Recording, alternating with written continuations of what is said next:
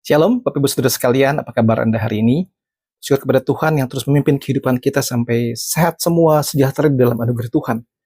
Kita sudah beberapa waktu mengganti bahan materi renungan tentang hari Pentakosta dan hari turunnya Roh Kudus pada waktu itu. Dan hari ini kita akan kembali merenungkan bagian terakhir daripada ucapan bahagia atau 8 ucapan bahagia. Saudara selamat datang dan bergabung bagi Bapak Ibu yang mendengarkan renungan dari pelayanan Hispatar Channel Ministry dari YouTube. Berdoa kiranya renungan ini boleh menjadi berkat bagi banyak orang. Saudara, mari kita memulai dengan berdoa terlebih dahulu. Pada dalam surga kami mengucap syukur buat berkat anugerah yang Tuhan berikan kepada kami sampai hari ini. Berkatilah waktu perenungan agar apa yang kami renungkan menjadi sebuah bagian yang utuh dan memperlengkapi hidup kami selama kami di dalam dunia ini. Dalam Yesus kami berdoa dan bersyukur. Amin. Kita sudah mendengarkan ucapan bahagia atau ucapan diberkatilah dari Tuhan Yesus. Berduka cita, orang yang miskin, orang yang berduka cita, orang yang lemah lembut, lapar dan haus akan kebenaran, murah hati, suci hati, dan membawa damai. Dan hari ini kita akan melihat satu bagian yang menurut saya paling sulit sekali, yaitu dianiaya dan berbahagia. Matius 5 ayat 10-12, berbahagialah orang yang dianiaya oleh sebab kebenaran, karena mereka yang mempunyai kerajaan sorga. Berbahagialah kamu jika karena aku kamu dicela dan dianiaya, dan kepadamu difitnahkan segala yang jahat. Bersuka cita dan bergembiralah, karena upahmu besar di sorga. Dan demikian juga telah dianiaya nabi-nabi yang sebelum kamu. Jadi satu bagian yang sangat sulit sekali kita mengerti. Bagaimana kita bisa berkata, saya bersyukur, saya berbahagia, saya diberkati Tuhan, karena saya menderita, karena saya dianiaya. Saudara, pengertian di sini mengalami penderitaan, dianiaya itu karena kebenaran, saudara. Jadi bukan karena dosa sendiri. Ya. Matius 4 ayat 15, janganlah ada di antara kamu yang harus menderita sebagai pembunuh, atau pencuri, atau penjahat, atau pengacau. Jadi bukan penderitaan yang kita alami gara-gara dosa atau kehidupan kita sendiri, tetapi penderitaan yang kita alami karena kita hidup benar di hadapan Tuhan. Saudara, ketika kita berbicara mengenai hal ini, saudara, kita melihat bahwa para rasul sangat bersuka cita. Saudara lihat ya, Kisah Rasul 5 ayat 41, rasul itu meninggalkan sidang mahkamah agama dengan gembira. Lihat, saudara, dengan gembira, karena mereka telah dianggap layak menderita penghinaan oleh karena nama Yesus. Dan itu membuat mereka tersebar ke seluruh negeri. Kisah Rasul 8 ayat keempat. Mereka yang tersebar itu menjelajah seluruh negeri itu sambil memberitakan Injil. Jadi luar biasa, ternyata penderitaan yang dialami itu bukan membuat mereka diam saja dan takut tidak bisa bergerak, tidak kemana-mana. Bukan akibat dosa mereka sendiri, tapi karena iman kepada Kristus dan membuat mereka berbahagia dan membuat mereka tersebar kemana-mana memberitakan Injil Tuhan. Ada dua level penganiayaan di sini, saudara. Yang pertama adalah fisik atau penjara, kekerasan. Ini yang dialami Rasul Paulus dalam 2 Korintus 11 ayat 23-27. Kita bisa lihat bagian itu. Itu satu hal yang luar biasa, sangat tidak enak sekali. Itu dipenjara, dianiaya, disiksa. Yang kedua juga adalah penganiayaan secara non-fisik. Cemooh, dihina, atau isolasi sosial. Matius 10 ayat yang ke-22. Dan kamu akan dibenci semua orang oleh karena namaku, tetapi orang yang bertahan sampai pada kesudahannya akan selamat. Dan yang mengerikan, saudara, data dari Open Doors tahun 2023, masih ada 360 juta orang Kristen yang mengalami penganiayaan secara global. Saudara, itu suatu hal yang luar biasa. Di zaman modern ini masih banyak orang Kristen yang mengalami penganiayaan. Dan saudara, kalau kita pikir-pikir gini, kenapa? Kok bisa Allah mengizinkan adanya penganiayaan bagi orang-orang percaya?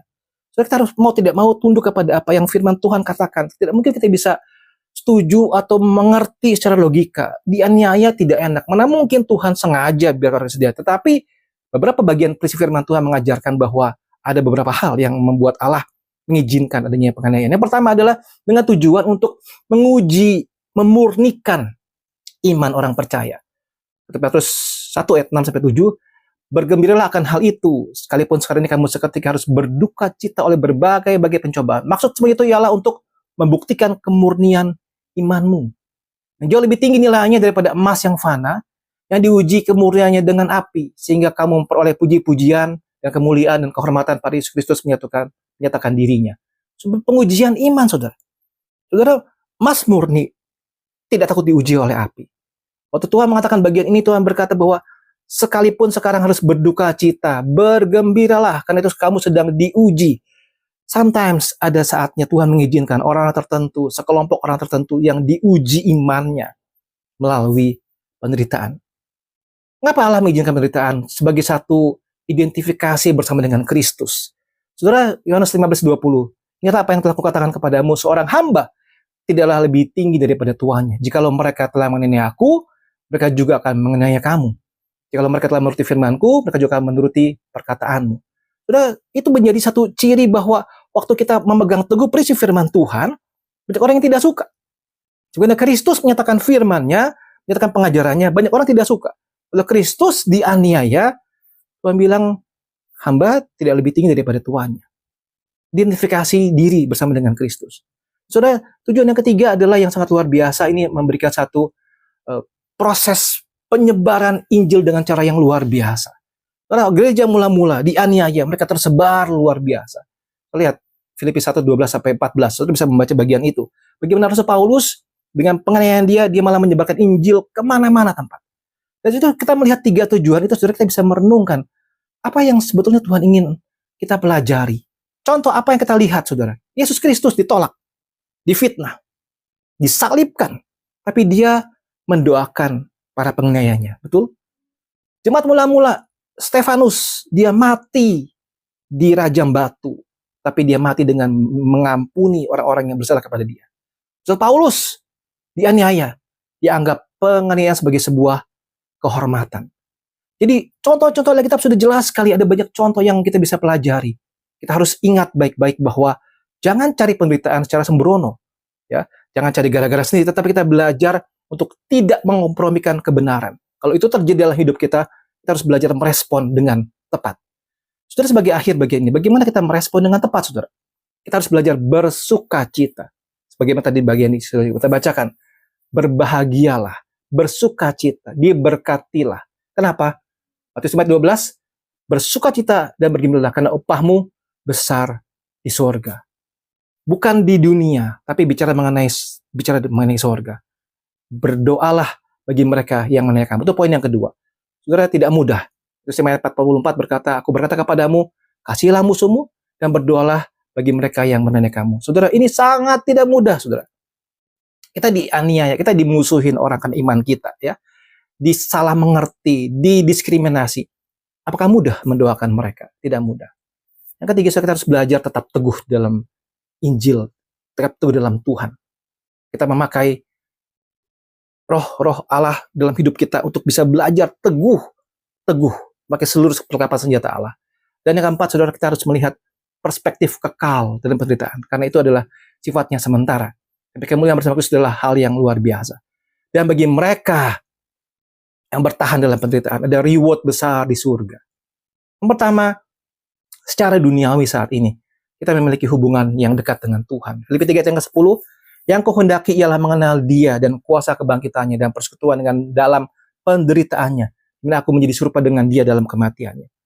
Engkau dianiaya, engkau makin memahami, engkau memiliki relasi yang intim dengan Kristus. Dan secara kekekalan kita akan mengalami menerima mahkota kehidupan. Yakobus 1 ayat 12, berbagilah orang yang bertahan dalam pencobaan. Apabila ia sudah tahan uji, ia akan menerima mahkota kehidupan yang dijanjikan Allah pada barang siapa yang mengasihi Dia.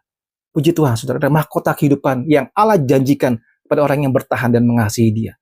Saudara, bagaimana kehidupan kita sehari-hari? Jika engkau di dalam sekolahmu mengalami penganiayaan, ya, engkau di tempat kerjamu, ya, tetaplah bisa berintegritas meskipun dianggap kuno. Media sosial, berilah menyuarakan kebenaran dengan kasih, bukan menghukum. Tengah-tengah keluarga, coba jadi saksi Kristus, khususnya pada keluarga yang masih belum percaya pada Tuhan. Dan pada akhirnya, saudara, refleksi kita adalah begini. Apakah kita lebih takut kepada manusia yang menganiaya kita, yang mendiskriminasi kita, atau takut kepada Allah? Kiranya renungan ini boleh menjadi kekuatan buat kita dan menjadikan dasar kita untuk terus bersukacita, berbahagia, meskipun mungkin dari saatnya kita akan mengalami penganiayaan karena Kristus. Tuhan memberkati kita sekalian. Amin.